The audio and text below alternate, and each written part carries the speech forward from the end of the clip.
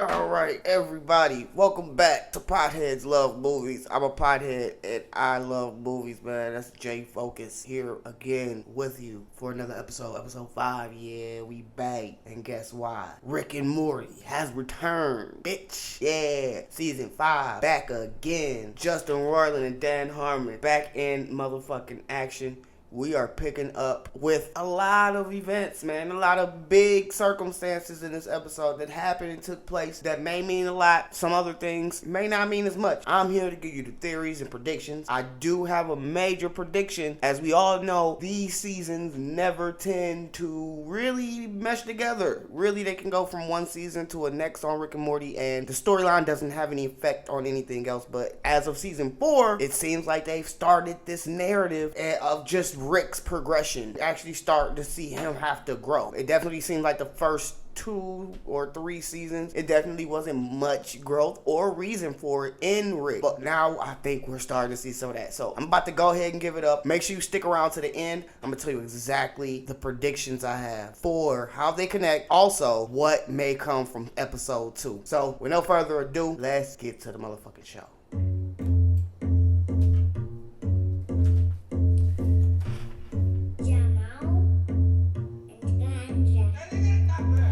Alright, so just woke up, about to smoke some good, inhale that good shit, and exhale a Nimbus cloud. Shout out to Kid Goku. Now, Morty mentions timing at the start of this episode, which is perfectly foreshadowing the entire story. So we open up. Morty is carrying Rick, and Rick is just self-deprecating like he does the best. The Blade, Rick, and Morty fight action. They enter the spaceship in attempts to exit planet, and the giant centipede looking alien crawling behind them.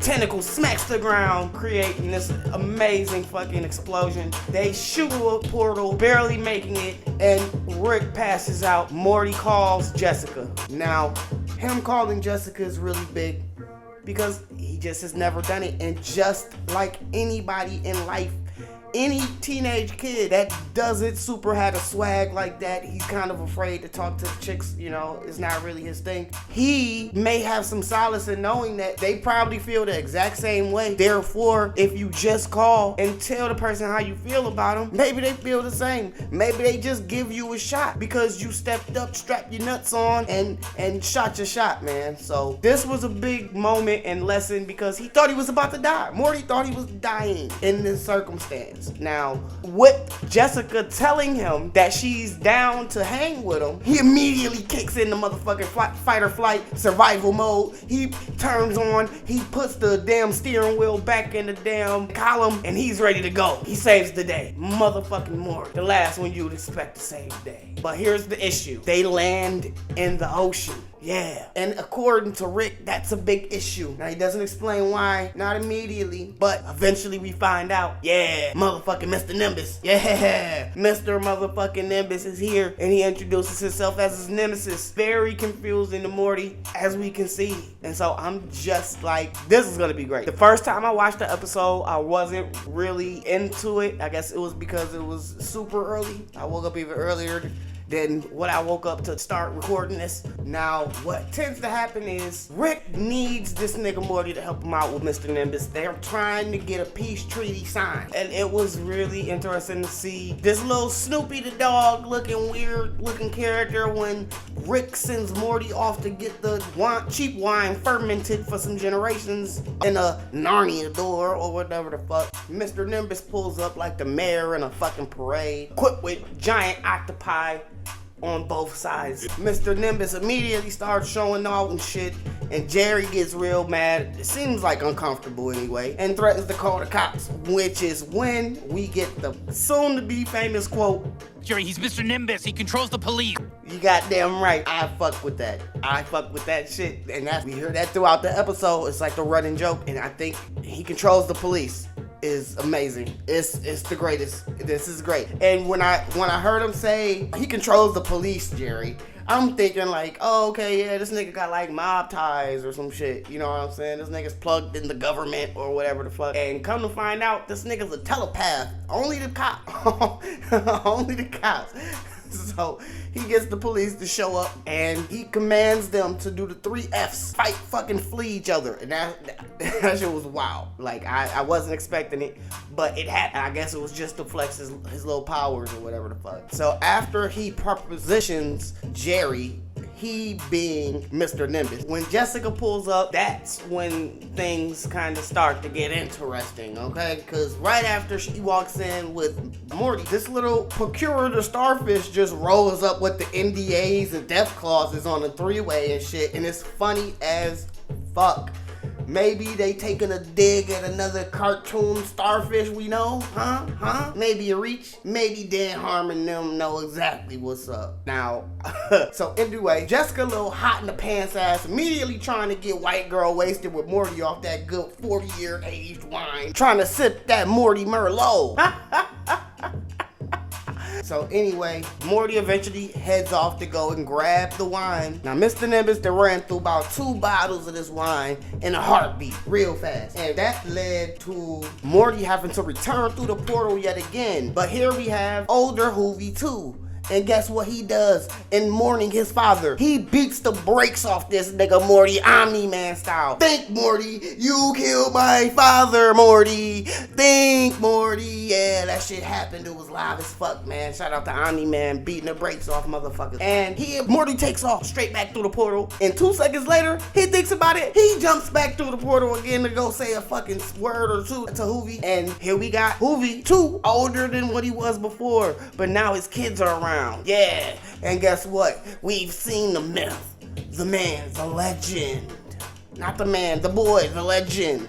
He's now the reality. We've seen the myth in person, so now he's a real thing. And now we begin the process of building Hoovlin Castle. Yeah, all dedicated to tracking down motherfucking Morty, the boy from the magic port. Now he spills the wine again. Morty spills the wine again because Jerry on some thirsty shit.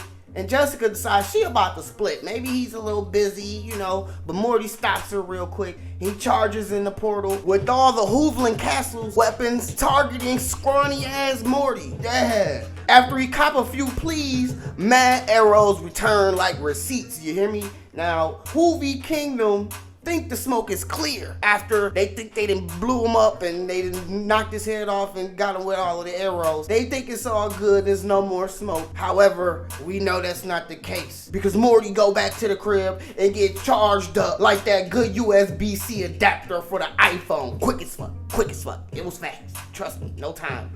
But it was years and decades in their time. In Hoovlin, a whole sorcerer creates a young wizard out of a young Hoovy who was meant to be the prince and starts a rebellion for the throne with this young prince until a portal with Mac 10 Morty splits one of them motherfuckers open, busting shots. Morty destroys the castle, liberates the rest of the wine, and presents the bottle to Rick and Nimbus. Now, during this period, I do want to make note, there's a very important prediction right now. Very important prediction. Mr. Nimbus makes a comment about Rick's other cupbearer, Kyle. I think that's major. We'll call it plotline of the season. We'll call it that. We'll call it the plotline of the season that will become. Did Rick have another Morty pre-Morty? I don't know. Maybe he used to have a son he pulled from a different dimension. Maybe the current Beth, who's not the real Beth, never knew that. Huh? You ever thought of that? At the start of the episode, nobody in the family knew who Mr. Nimbus was. And if you did, you would think Beth knew because a nemesis is an enemy over a long period of time. You know what I'm saying? So that was interesting to hear. I want to know what you guys think. Is Kyle a hidden son that we never knew that Rick had? Yeah, you ain't think we had the good predictions here. But guess what? We got him. Anyway, man, after that, Jessica literally comments he was only gone a few minutes and she acting worse than the fucking Hoovies and shit. Anyway, he got the wine now. Magical music plays as Morty receives his first kiss from Jessica, which is big. It's a big deal. After going through all of that though in Hoovlin, he done forgot the corkscrew for the bottle. So now you gotta go get the corkscrew, even though Mr. Nimbus just snatched that motherfucker out. I don't know.